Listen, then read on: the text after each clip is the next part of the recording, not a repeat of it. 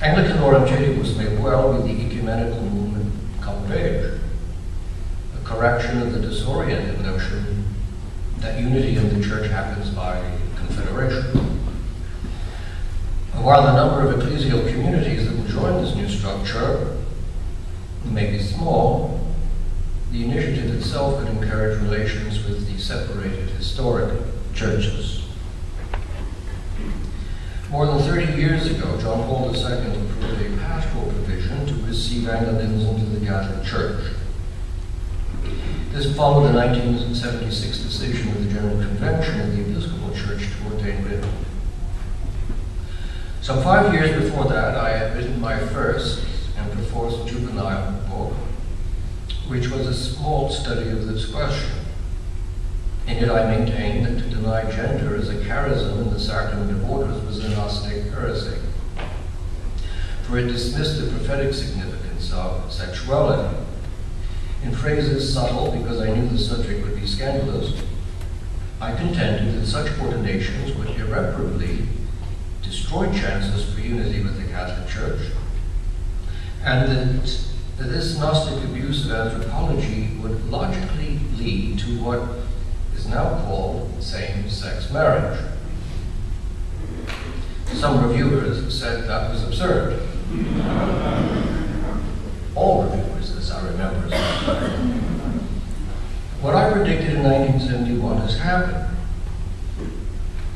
There have been many divisions since then within the Anglican structure which prided itself on its unity, even in this country through the trials of the Civil War.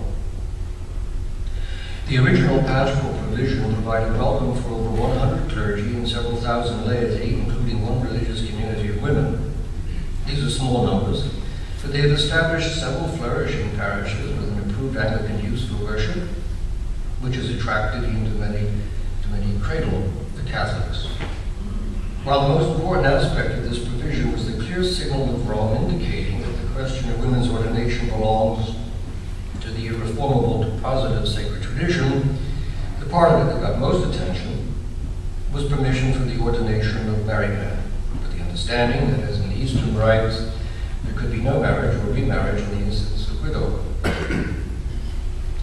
It seemed logical that this provision, while continuing as an entity, would be subsumed by the new personal ordinariates.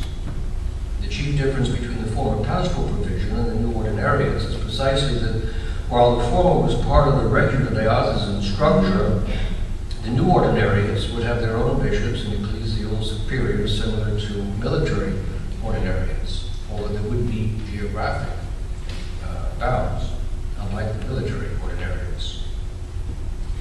This is something which Newman, with all his prophetic gifts, could not have anticipated.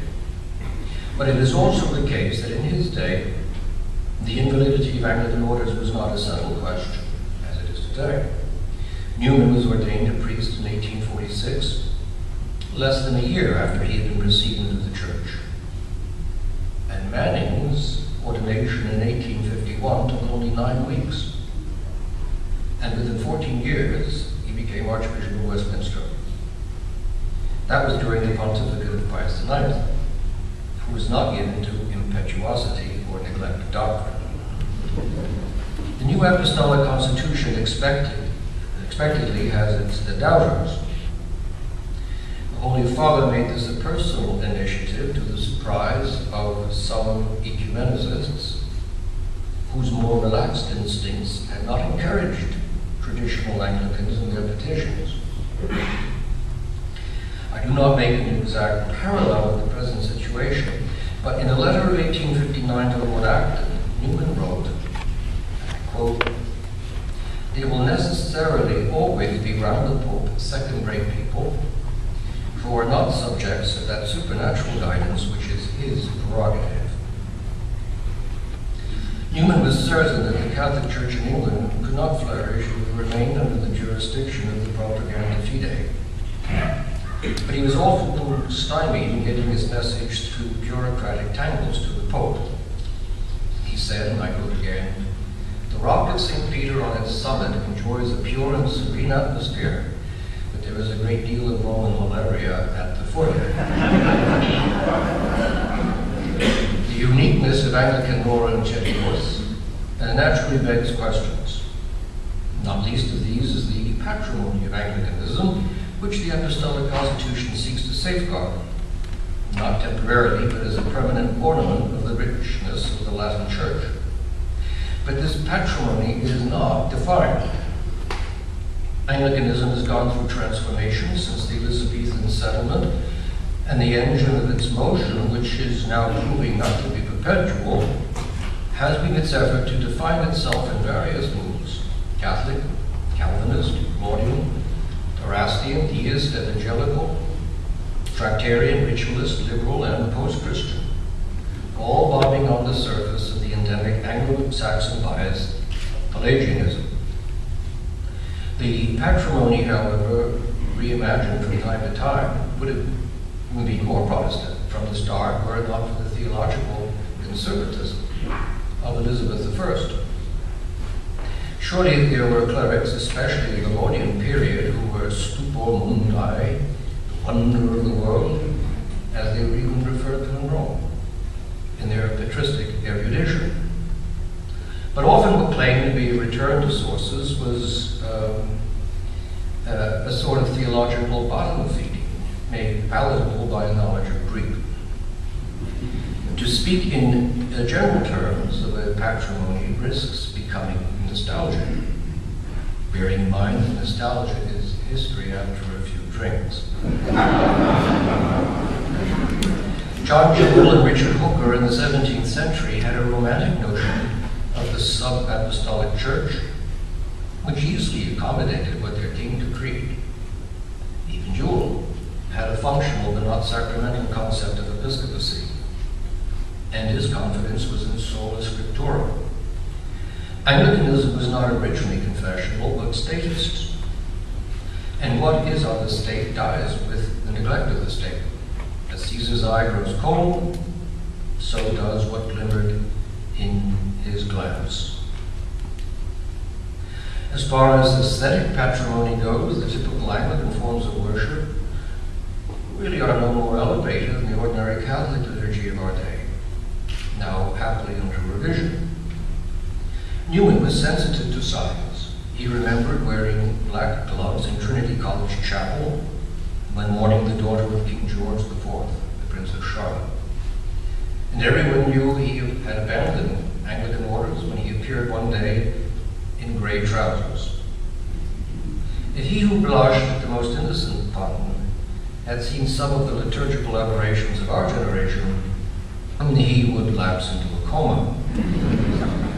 There is a cottage industry of polemicists who claim that the Catholic Newman used to haunt old Anglican churches to hear the voices of distant choirs gilding the rafters. There is no evidence for that.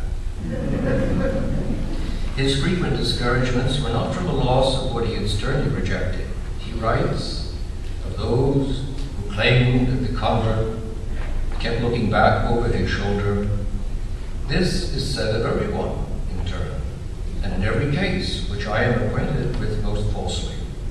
There is but one feeling of joy and happiness among those persons with whom I am acquainted who have become Catholics. Newman was actually repulsed by much of what passed for prayer in the churches of his early years. He said that the thought of the Anglican service made him shiver. The services in his own university church of St. Mary were, he said, intensely dreary. The Tractarians spent little time on the liturgical romanticism of the ritual movement which was to follow. But that movement was a recovery of patrimony not unique to the English church. Perhaps in recognition of this, it has been suggested that the new personal ordinariates should revive the Sarum Rite, to be distinct. In my Anglican days, I knew no one who had ever seen the Sarum Rite. That would be just a homemade historicism, which in part is why the proposed revival of the Sarum Rite for the new Westminster Cathedral was rejected in the 19th century.